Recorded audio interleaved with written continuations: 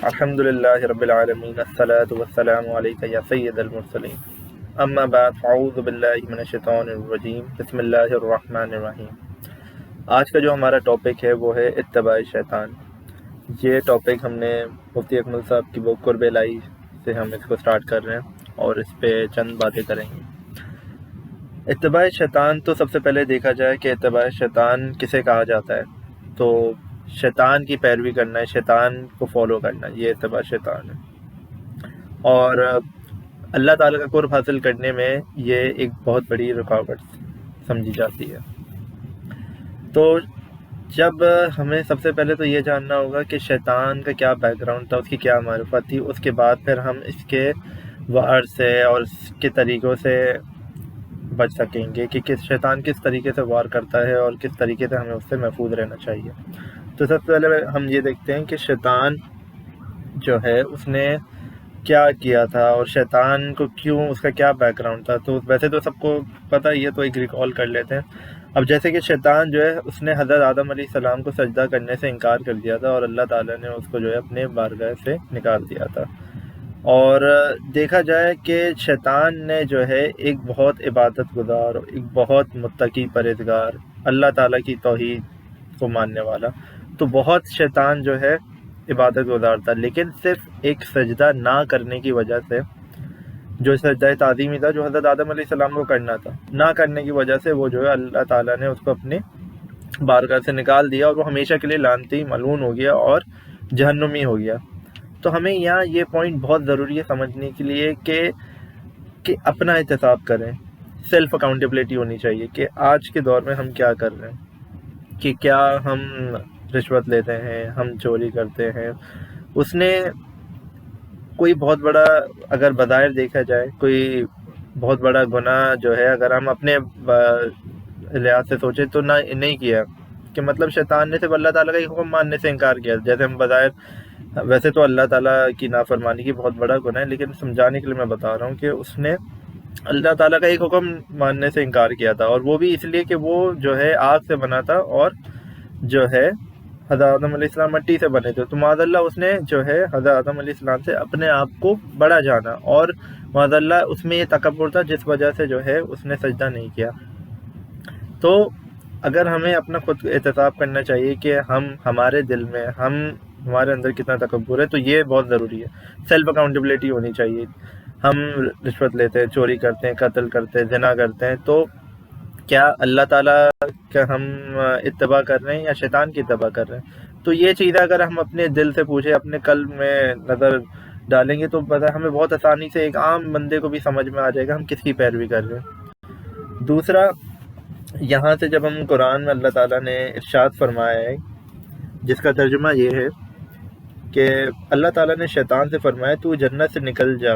بے شک تو مردود ہے اور بے شک قیامت تک تجھ پر لعنت ہے۔ جواب میں شیطان بولا، اے میرے رب، تو مجھے اس دن تک مہلت دے جس دن یہ تیرے بندے حساب و کتاب کے لیے اٹھائے جائیں۔ اللہ تعالیٰ نے فرمایا، بے شک تو اس وقت معین کے دن تک مہلت دیے گئے لوگوں میں سے ہے۔ شیطان بولا، اے میرے رب، قسم اس کی کہ تو نے میرے لیے اسباب گمراہی آسان کیے، میں ضرور تیرے منتخب بندوں کے علاوہ جن و انس کے لیے زمین میں گناہوں کو مزین کروں گا اور ضرور ان تمام کو گمراہ کر دوں گا۔ تو شیطان کو اللہ تعالیٰ نے مہلت دی ہے قیامت تک، اور وہ جو ہے اللہ تعالیٰ کے بندوں کو گمراہ کرے گا سوائے ان کے جو اللہ تعالیٰ کے نیک بندے ہیں۔ تو ہمیں شیطان سے بچنے کی ضرورت ہے۔ اگر دیکھا جائے تو دو گروہ ہیں، ایک تو اللہ تعالیٰ کا گروہ ہے جس میں اللہ تعالیٰ نے جیسے قرآن میں ارشاد فرمایا حزب اللہ یعنی لشکر خدا عز و جل، اور دوسرا حزب الشیطان یعنی گروہ شیطان۔ تو ہمیں فیصلہ کرنا ہے ہم کس کے راستے پہ چل رہے ہیں۔ اگر ہم آج اپنا خود احتساب کریں، اپنی اکاؤنٹیبلٹی کریں کہ ہم کس کے راستے پہ چل رہے ہیں، ہم اپنے ہر عمل کا احتساب کریں، ہم کیا حلال رزق کما رہے ہیں، کیا ہم اللہ تعالیٰ کے حکم کو مان رہے ہیں، کیا ہم حقوق العباد جو ہے وہ اللہ تعالیٰ کے جو بندوں کا حق ہے اس کو پورا کر رہے ہیں۔ تو یہ ساری چیزیں دیکھنے کی ضرورت ہے اور اپنے بارے میں سوچنے کی ضرورت ہے۔ آج کے دور میں بہت آسان ہوتا ہے، ہم دوسروں پہ انگلیاں اٹھاتے ہیں لیکن اپنا احتساب نہیں کرتے، تو اپنے گریبان میں جھانک کے دیکھنا بہت ضروری ہے۔ اس کے بعد ہم یہ دیکھتے ہیں کہ شیطان کی جو ہے اگر شیطان کے بارے میں کچھ جانا جائے تو اس کو دیکھ لیتے ہیں، اور کہ شیطان کی کیا بیک گراؤنڈ تھا۔ تو شیطان کے اگر بارے میں بات کریں کہ وہ جیسے قرآن میں آیا ہے سورہ کہف آیت نمبر 50 کہ یعنی وہ جنات میں سے تھا، تو شیطان جو تھا وہ جنات میں تھا، اور یہ ایک توحید کا اقرار کرنا بہت بڑا عبادت گزار اور علوم کثیرہ کا ہم، اللہ تعالیٰ نے اس کو کثیر علوم کا اس کو علم دیا تھا، اور یہ رب عز و جل کا بہت بڑا مطیع فرما بردار تھا۔ پھر جب دیگر جنات نے سرکشی کی تو اللہ تعالیٰ نے انہیں ہلاک کرنے کے لیے فرشتوں کو حکم دیا، چنانچہ شیاطین کا قتل عام ہوا، لیکن جنہیں باقی رکھنا تھا، انہیں ان کی نسلوں کو بڑھانا تھا، تو اس میں مصلحت کاملہ کی بنا پر علم الہی میں تھا کہ اس میں کیا مصلحت تھی، تو وہ بچ کر پہاڑوں اور جنگلات میں جا کر چھپ گئے۔ اس کے بعد ابلیس کو بحکم الہی آسمانوں پر بلایا گیا، لیکن جب اس نے حضرت آدم علیہ السلام کو سجدہ کرنے سے انکار کر دیا تو اس جرم کی وجہ سے اس کا ایمان سلب کر لیا گیا، اور اس کی وجہ سے جو ہے وہ ہمیشہ کے لیے جہنمی ہو گیا۔ تو اگر اب ہم آگے بات کریں کہ شیطان کے کیا کیا طریقہ کار ہوتا ہے اور وہ کس طریقے سے ہمیں وار کرتا ہے، تو سب سے پہلا جو طریقہ ہوتا ہے جو شیطان جس طریقے سے وار کرتا ہے وہ ہے کہ دلوں میں قلوب میں وسواس ڈالنا۔ بہت دفعہ ہم نے نوٹس کیا ہوگا کہ ہمارے سائملٹینیسلی ایک ہی ٹائم پہ دو چیزیں ذہن میں آ رہی ہوتی ہیں، یہ کریں یا نہ کریں، تو یہ بہت آسان ہوتا ہے اس کو دیکھنا کہ کیا ہم اپنے آپ سے اگر سوال کریں تو کیا یہ وساوس جو آ رہے ہیں یا کوئی بھی ہمیں کسی کام کرنا یا نہیں کرنا ہے تو یہ کیا شیطان کی طرف سے ہے یا اللہ تعالیٰ کی طرف سے جو ہے، یعنی کہ اللہ تعالیٰ میں اس میں بہتری، یعنی کہ وہ اچھا کام ہے یا برا کام۔ تو اگر یہ اچھا کام ہوگا تو ظاہر ہے اس میں اللہ تعالیٰ کی رضا ہے، اور اگر برا کام ہوگا تو اس میں شیطان کی رضا ہے۔ تو اگر ہم اپنے دل سے گواہی لیں تو ہمیں بظاہر بڑے آرام سے پتہ چل جائے گا کہ ہم کس کے راستے کو فالو کر رہے ہیں، اور اگر یہ کام کر رہے ہیں تو کیا یہ کس کے لیے یہ کام ہوگا۔ تو پہلے طریقہ یہ ہو گیا۔ دوسرا جو شیطان جس طریقے سے وار کرتا ہے وہ ہے اپنے ماتحت چیلوں کو مختلف ڈیوٹیز اسائن کرتا ہے، اور اس سے رپورٹ باقاعدہ لی جاتی ہے۔ جس طرح اگر ہم فار ایگزامپل بات کریں، اگر ہم ایک کمپنی میں کام کر رہے ہیں تو ایک مینیجر ہے، اس کے سب آرڈینیٹس ہوتے ہیں اور اس کو کام ڈیلیگیٹ کیا جاتا ہے، اس کے بعد اس سے اس کا پورا اپریزل ہوتا ہے، اس کام سے پوچھا جاتا ہے کہ آپ نے کیا کام کیا۔ تو اسی طرح شیطان نے بھی اپنے اس کے چیلے ہیں اور اس کو ساری ڈیوٹیز اسائن ہوتی ہیں، اور اس سے پھر وہ رپورٹ لی جاتی ہے۔ اور اگر ہم حدیث دیکھیں تو حضرت جابر رضی اللہ تعالیٰ عنہ سے مروی ہے کہ رسول اللہ علیہ السلام نے ارشاد فرمایا، بے شک ابلیس پانی پر اپنا تخت بچھاتا ہے، پھر بغرض گمراہی شیاطین پر مشتمل اپنے لشکر پوری دنیا میں بھیجتا ہے، یعنی پوری دنیا میں شیطان کا لشکر بھیجا جاتا ہے۔ اس کے بعد ان شیاطین میں سے تمام جو مقام و مرتبہ کے لحاظ سے اس میں بھی ایک جس طرح اگر ہم بات کریں ایک کمپنی میں نارملی ایک پوری ہائرکی ہوتی ہے، اسی طرح شیطان میں بھی ان میں مقام و مرتبہ کے حساب سے سب کی ہائرکی کہ کون سب سے زیادہ گناہ کرواتا ہے تو اس کا سب سے بڑا مقام ہوتا ہے، اس کے بعد اس سے کم۔ تو اس میں بھی اسی طرح شیطان میں سے مقام و مرتبہ کے لحاظ سے اس سے سب سے زیادہ قریب وہی ہوتا ہے جو ان میں فتنہ پھیلانے کے اعتبار سے سب سے بڑا ہوتا ہے۔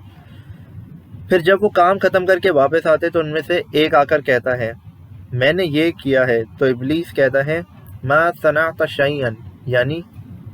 تو نے کوئی قابل ذکر کام نہیں کیا۔ اس کے بعد پھر دوسرا آ کر کہتا ہے، ما ترکت حتی فرقت بینہ وبین امرأتہ، یعنی میں نے آدمی کو نہ چھوڑا یہاں تک کہ اس کے وار سے اس کی زوجہ کے درمیان جدائی یعنی طلاق کرا دی۔ تو یہ دیکھیں،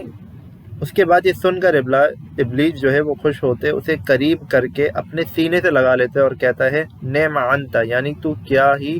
خوب ہے۔ تو شیطان اپنے بندوں اپنے چیلوں کو بیچ کے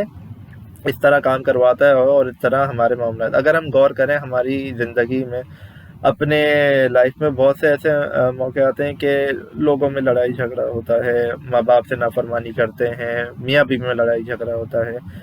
دوستوں میں اور دیگر لوگوں میں۔ تو یہ ہمیں غور کرنا چاہیے، جو یہ وساوس آ رہے ہیں یا یہ جو چیز ایک دم سے ہماری جو کیفیت چینج ہو جاتی ہے وہ کیا ہوتا ہے۔ اگر آپ اس کو دوسرے ٹرم سے بات کریں تو آپ کہہ سکتے ہیں کہ انسان جو ہے ایک موڈ سوئنگز ہو رہے ہیں یا ڈفرینٹ آپ کے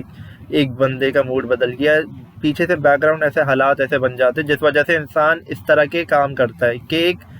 کسی انسان کو کسی نے فار ایگزامپل کسی دوست نے اس کو تھپڑ مارا تو اس کا ریئیکشن آئے گا. تو اس طرح کی چیزیں یہ ساری ہمیں نظر آ رہی ہوتی ہے، لیکن یہ شیطان کی طرف سے وساوس بھی ہوتے ہیں اور یہ شیطان اپنے چیلوں سے یہ کام کروا رہا ہوتا ہے. تو ہمیں غور کرنے کی ضرورت ہے اور اس کی چالوں کو سمجھنے کی ضرورت ہے. تیسرا یہ کہ انسان اپنے افراد تیار کرتا ہے، اور یہ